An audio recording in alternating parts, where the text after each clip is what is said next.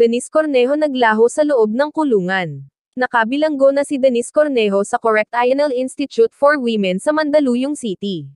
Inilabas na rin ng Bureau of Corrections ang mugshot niya. Pero may mga nagdududang baka hindi si Denise ang babae sa mugshot na inilabas ng Bucor dahil para sa kanila ay iba ang hitsura nito. Pero malaki ang posibilidad na nagbago nga ang hitsura niya dahil wala siyang makeup sa mugshot. Bukod dito, kahit tinakpan ang mga mata sa inilabas na mugshot, mababanaag sa mukha ang matinding pagod na nararamdaman na hindi nakatakataka dahil sa masaklap na nangyari sa kanyang buhay.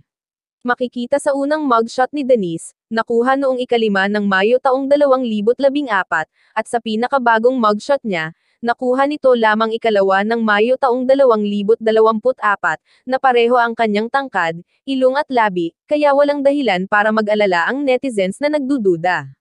Marami ang nagimbal sa sinapit ni Denise, lalo na ang pamilya niya at mga kaibigan.